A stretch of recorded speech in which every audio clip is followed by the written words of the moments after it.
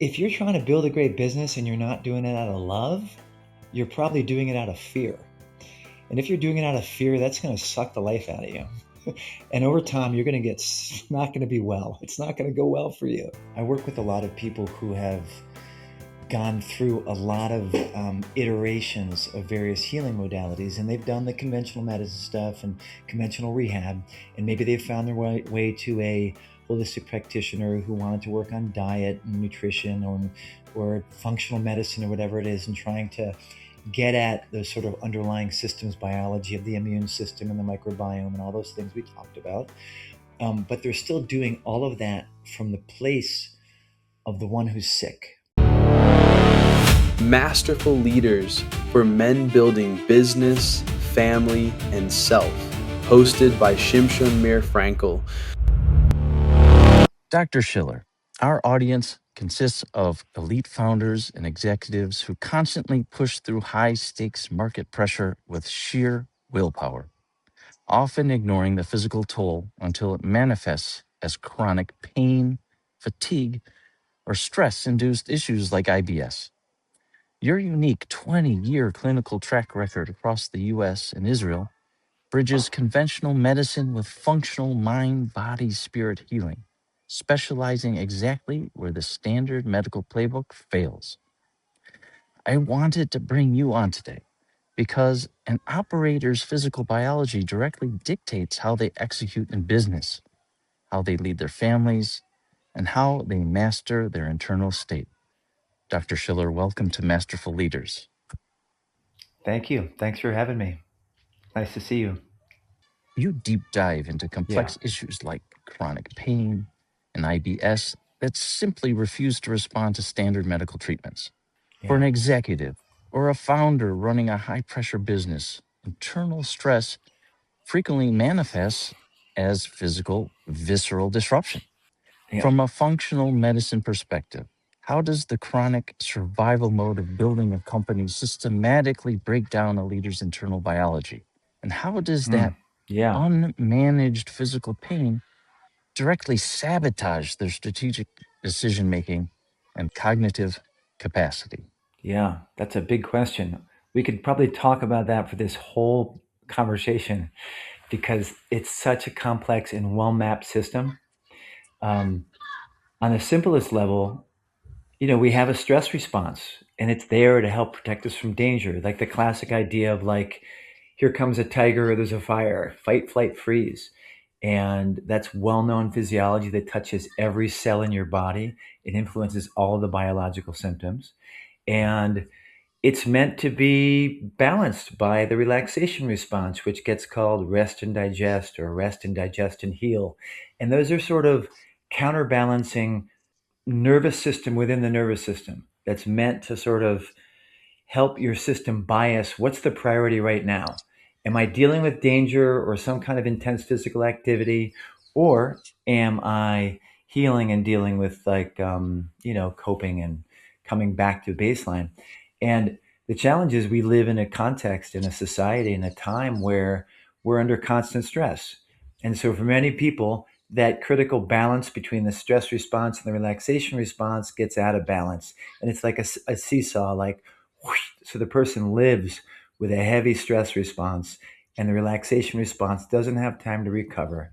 And because all of our biology is so integrated, what's going on mentally, emotionally, what's going on with lack of sleep, and all of the other behaviors that can go along with like hard driven, long hours working, the system can start to break down. Chronic overactive stress response can drive an overactive immune system. It can shift the delicate balance within the gastrointestinal system that further feeds into immune functioning. All of that can affect stuff like mood. It can affect mental, emotional functioning and cognitive functioning. So that's just on the biological level, where constant chronic stress with lack of recovery can create a whole bunch of biological effects that feed back into mental, emotional effects. Does that make sense so far? Yeah. So there's more to say, You which is that. Yeah, go ahead. use this term baseline. I'm so Yeah. curious. Is that something we always trying to return to? It's a really great question. Like in the old days of medicine, when they were first starting to do research, like in the mid 20th century, late 20th century, there was a whole notion of what we called homeostasis. Homeostasis means maintaining the level, right? Like your heart rate's supposed to be 72, or your breathing rate's supposed to be this or that. And what's been discovered over the years is that it's not about maintaining the same level. There's something called homeodynamics, where things are supposed to vary, but they're supposed to vary around a certain general area, right? So, like, we're meant to have a certain amount of what we call heart rate variability, where during the course of the day, the heart rate goes up and then it comes down, either depending on activity, depending on what you're doing, depending on biological rhythms, all sorts of things. There's variation in that autonomic stress relaxation balance. There's variations in hormones, there's variations in everything, but it's meant to have a general level of like a healthy range. In fact, like one of the ways we measure a healthy balance of stress and relaxation is that there should be what we call heart rate variability. Robust heart rate variability means that there is variation because the stress response drives it up, the relaxation response brings it down. And that dynamic makes the person more able to deal with challenging circumstances.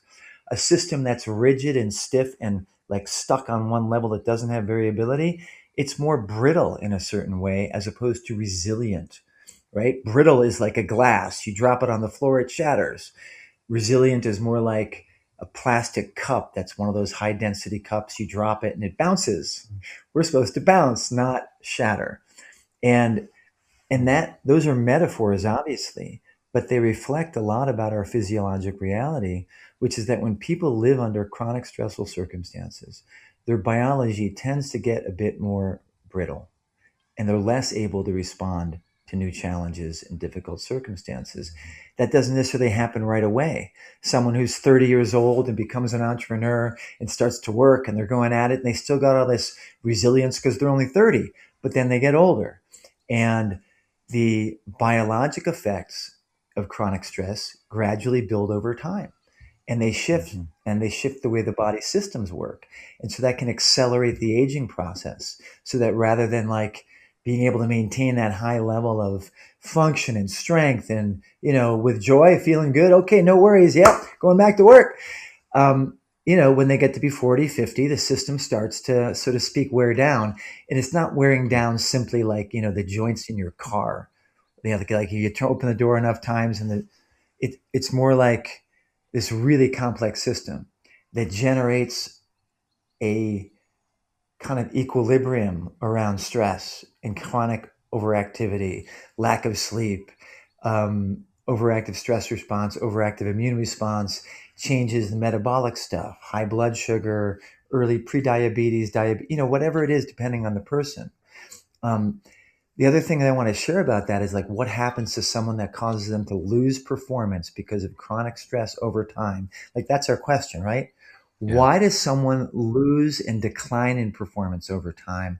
Where stress is meant to help improve performance, but over time, what happens? Well, we talked about biological effects on the immune system and the gut and sleep and brain function, but there's also behavioral changes because someone who's under stress is not getting as much social connection potentially. They might not be getting the right nutrition. Stress eating tends to be comfort food, like simple carbohydrates and baked stuff and fried stuff that feels good to eat, but is also a certain kind of poison to your biology. And so that's where we get that high performing person has it as they get into their 40s or 50s and 60s. Not only does their brain not work as well, but they start to put on weight. They start to develop other issues in their biology, not only just because of the biology, because of the lifestyle that feeds into the biology. Wow. That doesn't even talk about things like smoking and alcohol consumption and the substances that people often use to help cope with stress. Like, wow, what a long day. Well, I used to just have like a beer at the end of the day, and now I have two whiskeys or whatever it is. So Mhm. Mhm. important influences. It almost sounds like the younger we are, the more flexible we still are. We have Yeah.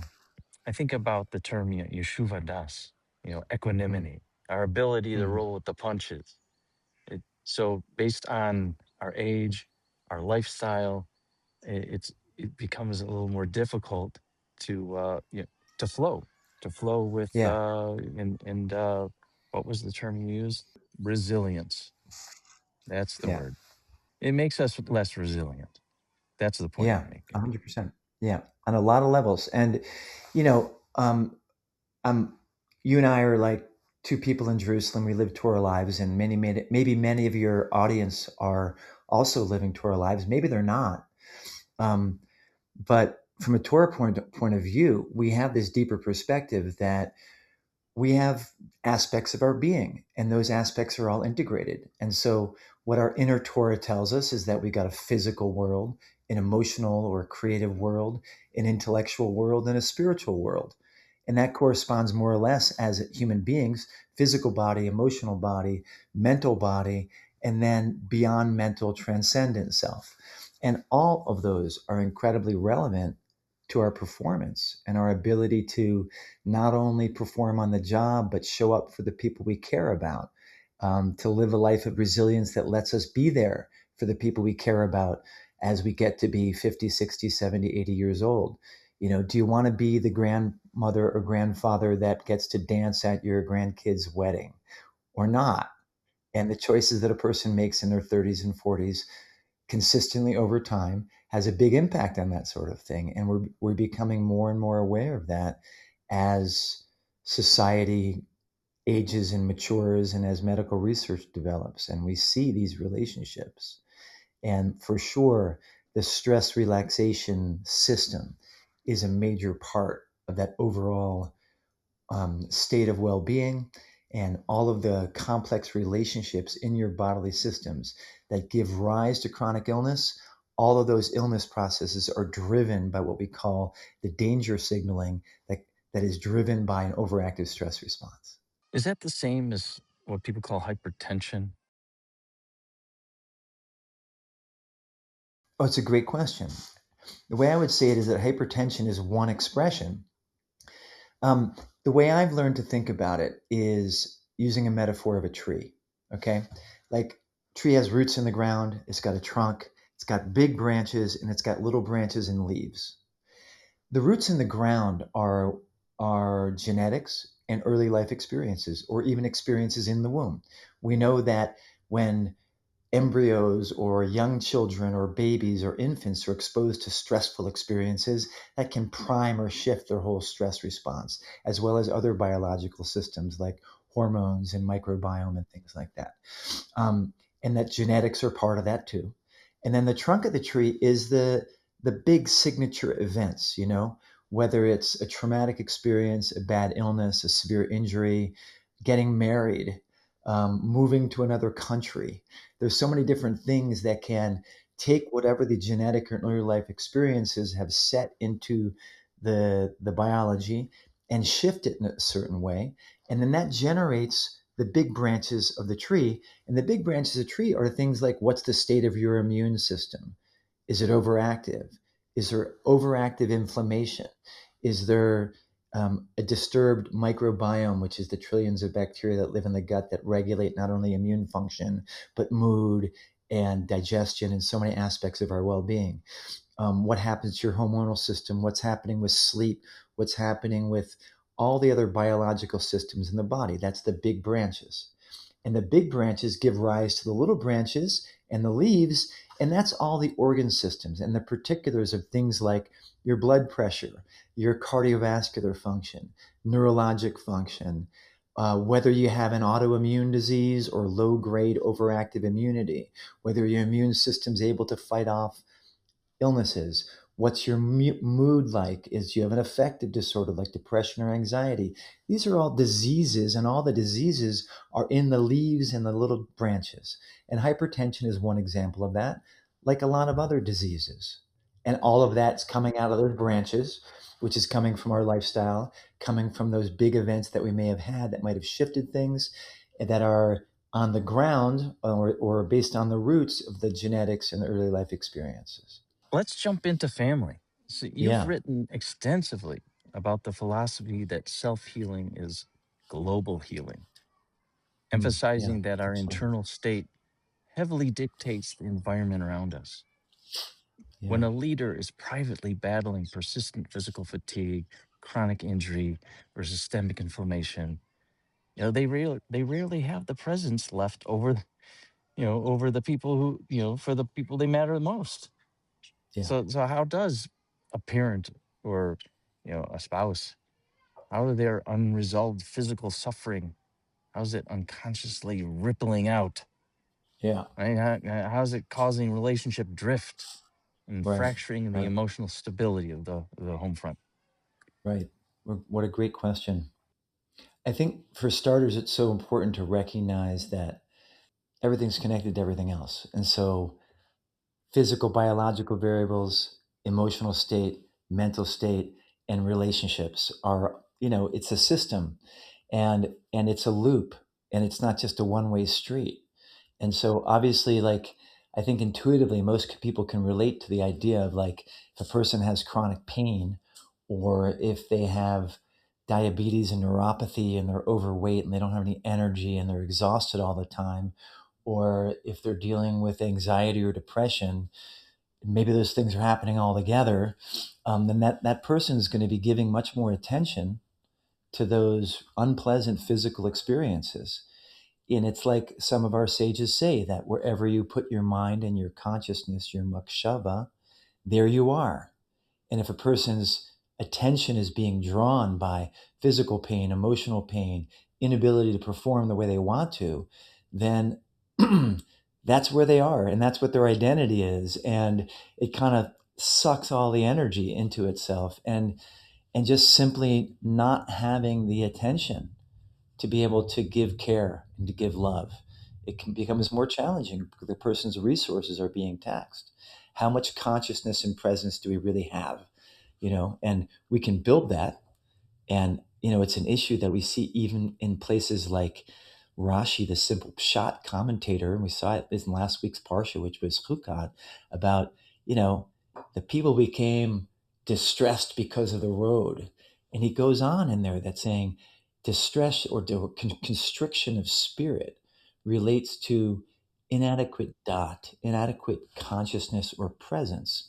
Like if the thing is big relative to the dot, then the person's not able to bear it. And then they can't go forward and be who they're supposed to be. So, you know, that's, I guess, a sort of almost intuitive, but sort of medically supported and scripturally supported idea that when we're dealing with a lot of physical stress and strain and difficulty, then we're just not as there as we want to be. But then we have to also remember that that state of not being there, of being in mental emotional distress, feeds back into the physical stuff and potentially confounds things. Um, it makes me think about the other question that you and I spoke about on another occasion of, like, okay, fine. So important to deal with whatever medical things are going on so a person can actually, be there in his life. But that's the dealing with the hard stuff. What about the positive things a person can do? And we touched on the idea of how we can make conscious efforts to build relationship because we have this mind, because we have a makshava that we get to choose where we put it. We get to turn on different parts of our physiology or our biology of our mentality that potentially generates resourcefulness and helps us feel better. And so, in the context of our previous conversation about the whole stress response driving illness and pain, which drives stress response, vicious cycle, well, we also have tools that a person can use with their mind, with their breathing. And some of these are secular based things, but some of these are coming from our sages about how we plug into a favorable consciousness, a favorable state of mind and emotion that actually shifts our biology. It shifts the stress response. The story you told me about your daughter, and you want to share a little bit of that story? Sure. Yeah. I mean, it's an example of choosing what we do with our mind, right? And how it determines everything. Like what's going to happen? Well, where am I choosing? Where am I putting myself? And so, my daughter, when she was about 2 months old, would wake up like 2-month-olds do. And, I was working and my wife was not. And so my wife was on first call to get up and deal with our wonderful new infant child. And sometimes she could do what she had to do, but sometimes the child would keep screaming and she'd wake me up. And, there's a choice in that moment. Obviously, I could feel aggravated and I can be in a constricted place and think about, okay, I got to go to work tomorrow, honey. I can't deal with this, or like whatever irritable, grumpy mind might want to do, right? The HRR wants to stay in bed. I want to protect myself. I want to take care of myself. That feeds right into the stress system. You could say the HRR and the stress response are like best buddies. So there's another choice there, which is like, wow, this is parenting. And I'm trusting that the source of life is giving me the kohot, the potential, the powers I need to parent. So I'm going to get up and say abacadabra. And like, okay, I learned a lot of meditation techniques and also meditation techniques that are Torah based. And so I'd go and I'd take my daughter in my hands and she's like quivering 2-month-old screaming like, babies when they scream, their faces are all scrunched up and she's screaming and shaking. And so I would just listen with my hands and feel her shaking and quivering and just tune into it and sense that it was distress for her and care about her, feeling her sensing her as quivering and shaking and distressed, and just letting my heart open to wanting to connect with her with love. And then I use a tech pretty frequently, which is basically like seeing the name of God, the tetragrammaton, the 4-letter name of God that we use in prayer to connect ourselves to source. And so I'd be holding my daughter and sensing her quivering and shaking and caring about her, but plugging my mind into Yud and Hey and Vav and Hey and just repeating that. And what I would notice, it would take me a few moments or minutes to get there because I just woken up and I'm in my pajamas and it's the middle of the night and the floor is cold and whatever it is. But as soon as I would plug into the name and get that sense of like hooking up to source, she would change. Like she felt it. My mind would shift and she would shift. And it probably happened 50 times. And like her face went from like to like, she would just like flatten her face and her breathing would slow. And within like 2 seconds, she would close her eyes and just, babies when they're sleeping, they're the cutest thing in the world. so, so for me, that was just such a strong living example of things I'd learned in the books about interpersonal neurobiology, right? Like it's been proven that there's something called limbic resonance. Limbic means emotional. Resonance means when one system that's oscillating finds the same frequency as the other. So, like you play guitar, right? And if you're playing a G and your friend guitar just starts to play a G, not as loud as yours, but it picks that up.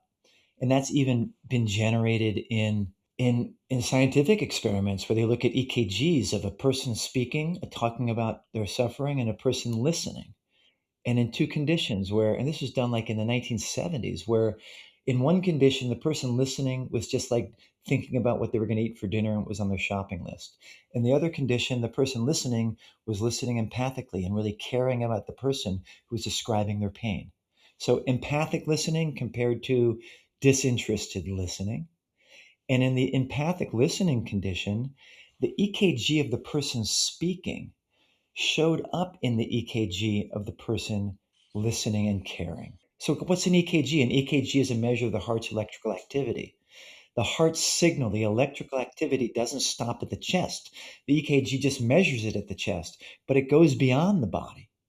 And so, the person listening with compassion, their being senses the emotional state of the person who's speaking, and their EKG picks up their heart.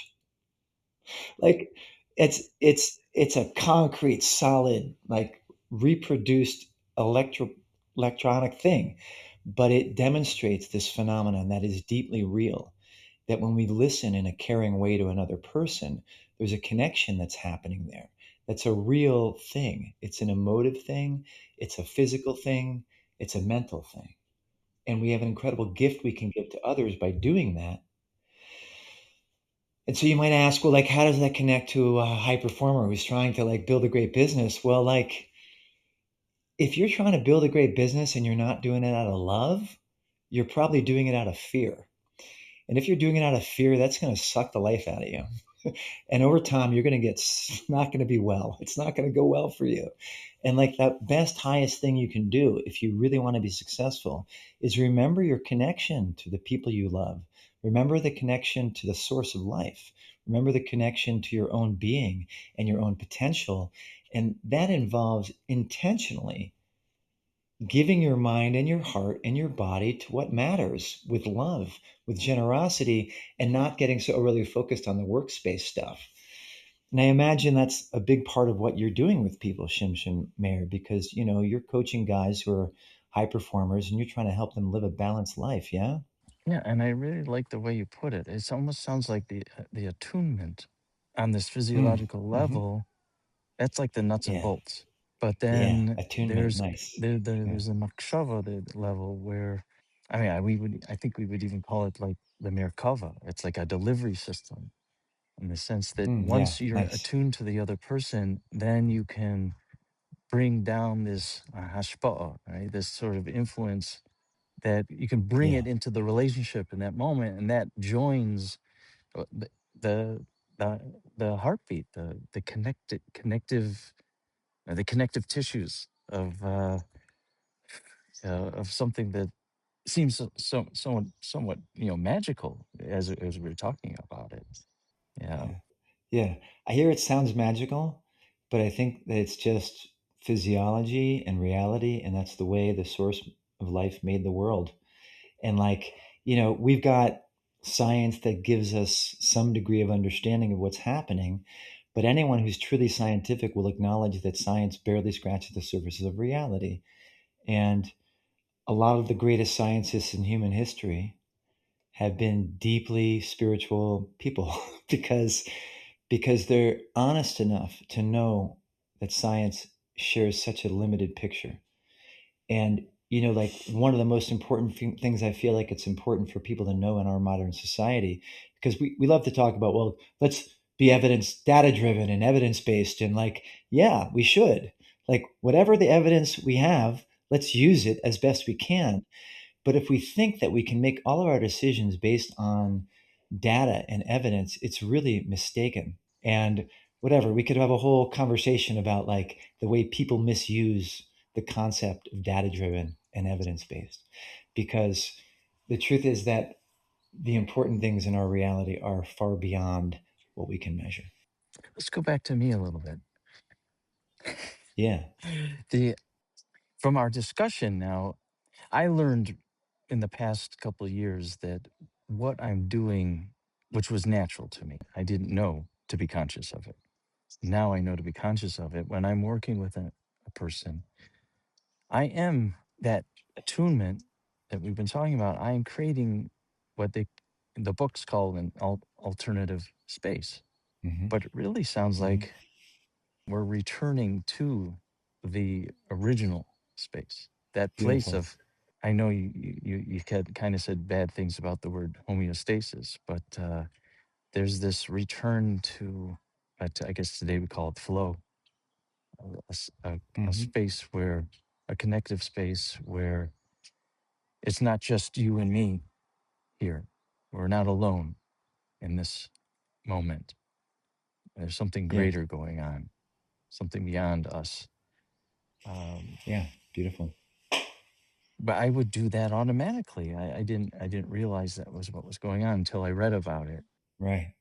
Wow. That sounds like a real gift. Yeah. Amazing. Oh Hashem. a gift a gift that you could a gift that you could intuit your way into it and just experience it. And I don't know, but I imagine you probably had role models in your life that modeled that for you, so you actually had received that kind of relationship somewhere, so you were able to give it Yeah. forth. But then also a gift that you could read about it and go, wow, I'm not just a wacky guy, I'm actually Right. doing something that's measurable. Right. It's actually measurable. Yeah, if maybe this is an opportunity to just touch on another, what I think is a really important principle in the whole world of um, healing and recovery, right? Because that's a lot of what I do is I help like successful people accelerate their healing when they've had a health crisis, because there's all this physical stuff going on, but there's also emotional and mental and existential stuff going on. And so frequently what's going on when someone has a really significant crisis is that it turns on all the protective responses and turns on the emergency system and the whole like, oh my gosh, I got to deal with this, right? And we talked about the mental emotional aspects of that and how like it turns on protective responses that generate chronic symptoms and illness responses in some people. For some people it resets, look, they'll have their heart attack, they'll go to cardiac rehab and they'll be fine, they'll just get better. But some people kind of get stuck. And that can happen after cancer treatment or after significant trauma, or if somebody has an autoimmune disease or some sort of neurodegenerative thing like, God forbid, multiple sclerosis or early Parkinson's or something like that.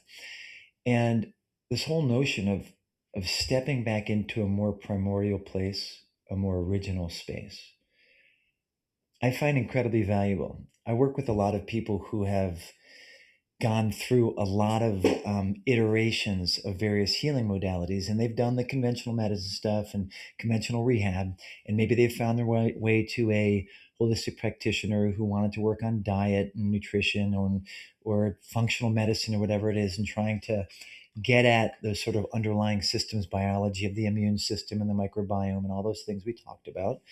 But they're still doing all of that from the place of the one who's sick, because they had an experience of like, oh my gosh, I have to deal with this and I'm going to die unless I do. So like that imprints into the biology and into the biography, and it becomes part of the identity. And that identity is wrapped up in our ego self and our what you might call animal soul, embodied self. And like it's an imprint. And frequently the disease measurable stuff goes away, but the person's still stuck in that imprint. So where do they go from there? And that's where healing becomes a spiritual process, because beyond this physical embodied plane, there's a transcendent self, and that transcendent self, which we call neshama, is always there, and it's always been there, and it didn't get wounded. And the neshama doesn't get cancer, and it doesn't experience stress, and it doesn't experience trauma. It's the original self that's kind of just there to express itself and irrigate the embodied self. And we forget about it when we overemphasize the protective response and like, oh my gosh, I got to deal with this. And frequently that crisis of illness can be an extension or a wake up call from what may have been a whole lifetime of just pushing it. I need to be successful. And like, why did the person need successful? And like, we get into it sometimes like, I was just trying to get love. I was just trying to get approval. I was just trying to prove that I could do it.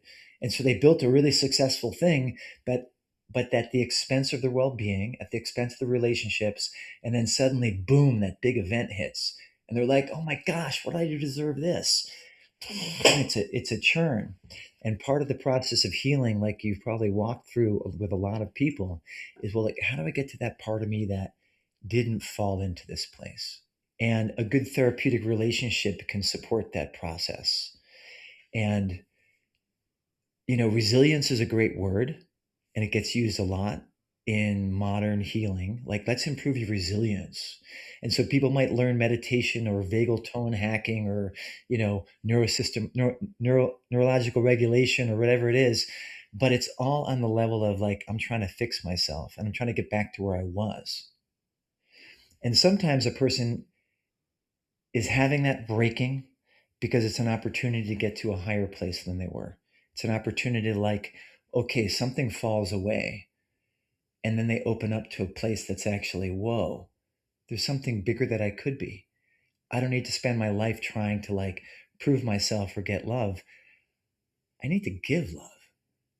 How do I shift my success into like a legacy that's really even more meaningful than I've been doing till now? And that's what like gets often called in the literature post-traumatic growth. And post-traumatic growth is different than resilience. Post-traumatic growth is, whatever. I don't want to necessarily open up that whole thing. But post traumatic growth is like a deeper shift in the person that leads to a deeper level of healing and a reconnection with their values and a reaffirmation of their deeper values that brings them to a higher place. David, most high performers treat their bodies like a machine to be optimized or a symptom to be suppressed, often relying on quick fixes just to keep grinding. Your work leans heavily into transformational body, mind, spirit coaching. For the operator who's currently trapped in a cycle of pain, what is that first internal shift it's required to move away from merely managing symptoms, and how can they Yeah. begin unlocking the body's actual capacity for self-healing? Mm, yeah, it's a great question. It's a great question. I mean, just to flesh it out a little bit, what I hear and what I see, when I say see, meaning I hear it from clients, but I also hear it from just like being out there in the blogosphere or whatever you call it now, the social media world, where it's like it's all about the hacks and here's the things you can do and blah blah blah blah blah. Um, and and this piece that I think you touched on, but just to like explicitly say it, that it like when it's all driven by a sense of I need to be successful here, I need to fix this, I need to fix that. It's an ego level thing, and it's not that the ego is bad. We need the ego, we need the animal soul, but we're meant to be the rider on the animal soul, which is guided by higher principles and purpose and connection. And and not only does that help us align ourselves with our highest values, it often also provides this whole other level of shift and healing. And the shift is really in stepping out of all effort. The effort is coming from a place usually of needing to control, which is usually from a place of fear. and and that's part of the system that generates all of that um, unproductive biology. And so, like, how do you get out of that? It's from stopping all of the struggle and stopping all of the effort. So how do you do that? One simple technique, I do this with a lot of my clients. Like, people come to me who've had all sorts of issues and challenges. One person had a lot of abdominal pain and had learned some breathing techniques. And he's like, I can't breathe through it. I'm like, what do you mean breathe through it? Well, the therapist taught me to breathe through it. I'm like, I can make the pain get better. And I'm like, okay, so how about just stopping trying to make the pain better? Stop trying to breathe through anything. And let's just relate to breathing differently. And it was simple instructions, just to give the basics of it here so that people maybe get a flavor for it, is like noticing your sensations of breathing without trying to control it, without trying to control anything. Drop the agenda of trying to relax your mind or relax your body. You're not trying to do any of that. You're just being aware and sensing that this breathing is happening and that you're having an inhalation and an exhalation, and just receiving it like you're watching a movie. You're sitting in a comfortable chair. You're not trying to do anything, sensing. Mm. Mm. And then reflecting that the source of life breathed the breath of life into the first human, and that process is happening all the time. Mm. And so just witnessing your own breathing and realizing that the source of life is breathing life into you, and that every time you inhale, the source of life is exhaling and breathing life into you, and receiving that and appreciating it and having a sense of curiosity and wonder. And you could just reflect that with every inhalation that you receive from the source of life. Your whole body is getting vitality and aliveness and oxygen, and it's flowing through every cell in your body. And if you can be aware of your body, feel what that feels like. You can imagine that light and life is flowing through your lungs or flowing through the top of your head and flowing throughout your body. Every time you're inhaling, the source of life is breathing life into you. And so That's a very different way to do breathing, because it's not about trying to fix anything. It's about just connecting with the vitality that's already there and witnessing it. And the other piece, besides just witnessing without struggle, is generating positive emotional states. There's modern research looking at transcendent consciousness, whether it's meditation or prayer or psychedelics. It's all similar reports.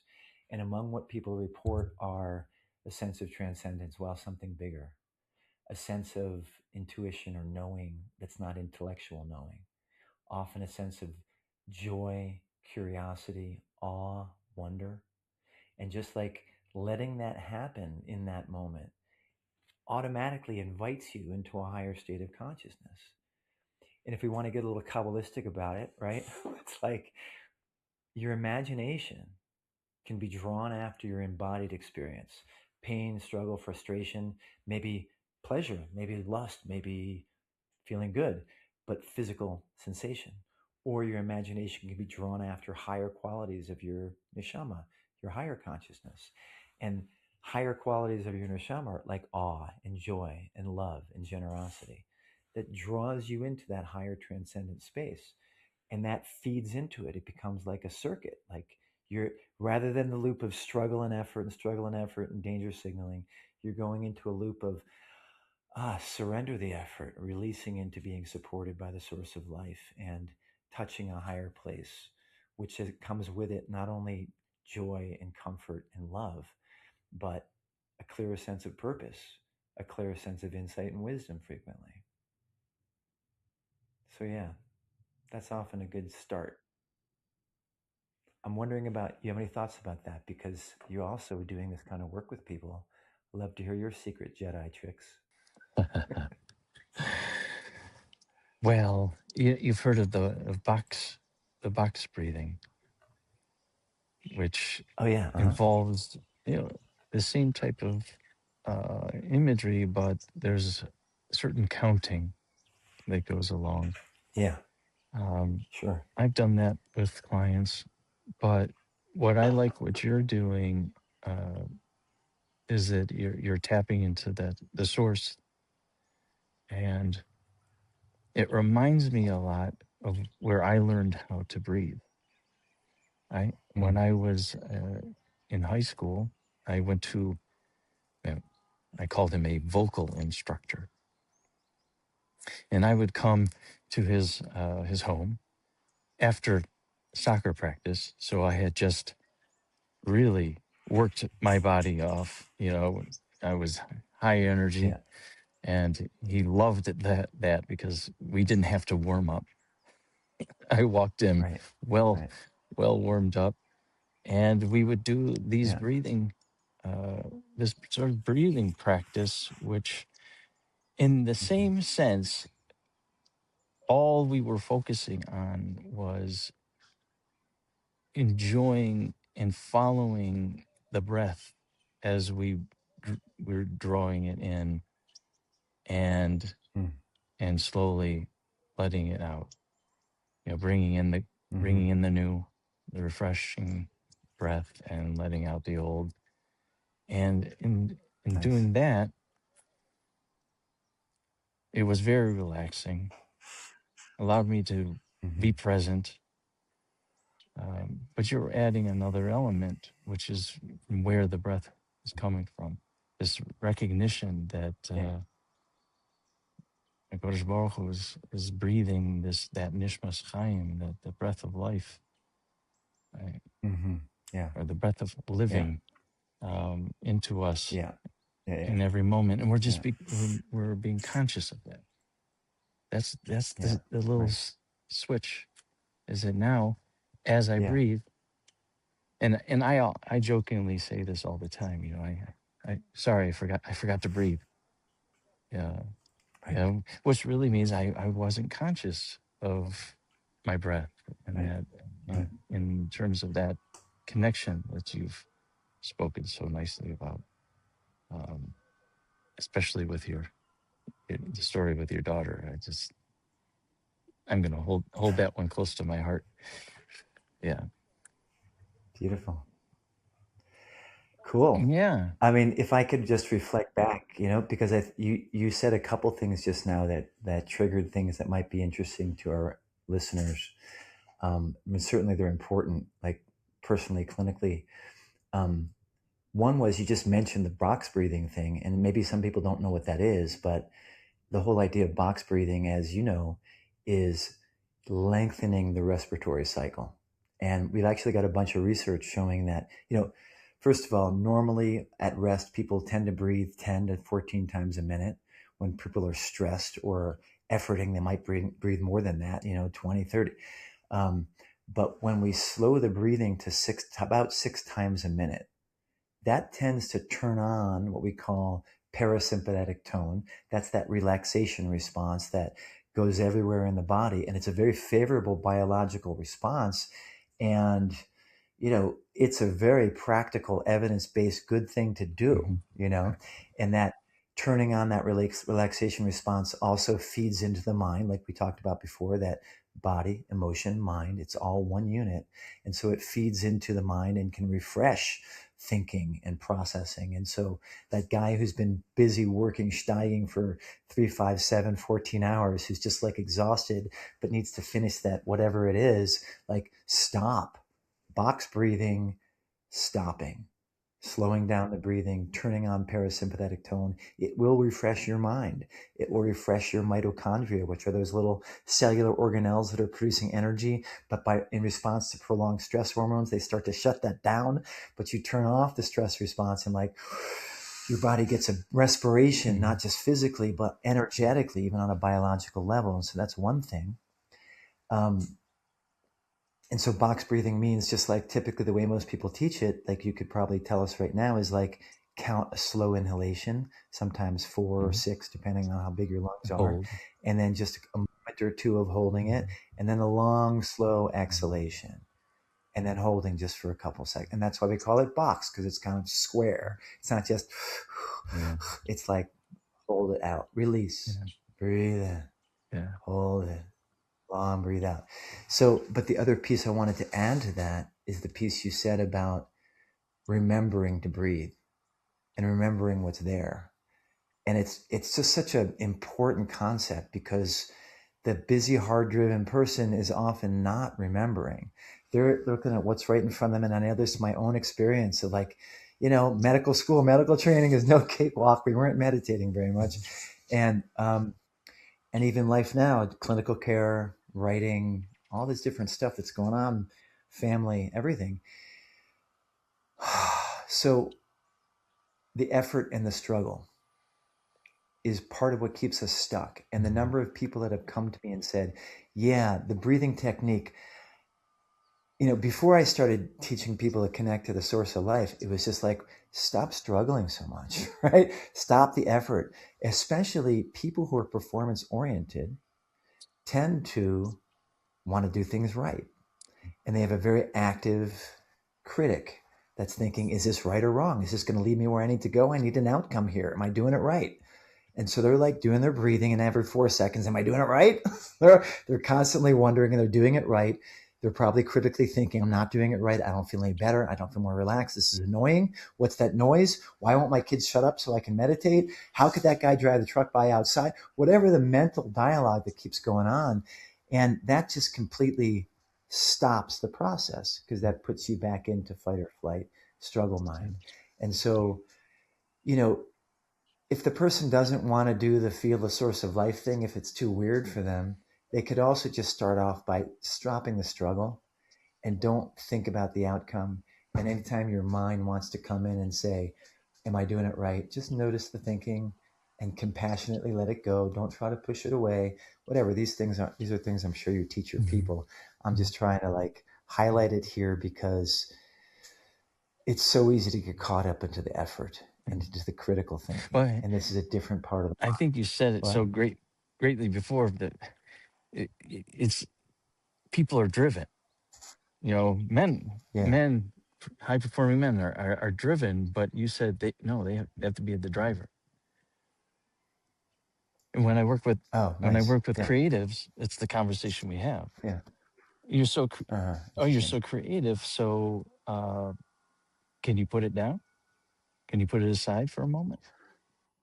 Interesting. Because if you're not able to put it aside, then it's creating you. You're not creating it.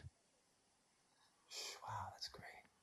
And since we're created B'Tselem Elohim, we learn that's how the great designer, the source created us, created the world. Yeah. He Yeah. put in, expressed. He was driving. He was creating the world, and then he put it aside. Yeah. And we call that Shabbos. So we're meant to put it aside and let ourselves be created, not creators, Mm-hmm. right? Like, right, yeah. for a day. You know, that reminds me of a conversation I had like 25 years ago. I can't believe I remember this, but like it was pretty memorable. I was doing some clinical pastoral education. I was at Mass General Hospital, like working with chaplains and other doctors, learning how to show up spiritually for our patients, basically. And I had an advisor, and he was just like a real character, with like big white teeth and a tweed jacket, And he sat across me one day and he said, "Andrew David, if you continue to pursue accomplishment and success as a way to outflank deep feelings of inadequacy, you're probably not going to be successful. But if you just realize that you're not God and you allow yourself to dance in the light of your God, then you'll be much more happy and much more productive." This is Masterful Leaders. Win at work, thrive at home, lead your life. On Masterful Leaders, we believe true success is built across every part of life, not just business. If this episode added value to you, subscribe, share it with someone you care about, and join us next time as we continue building the full package.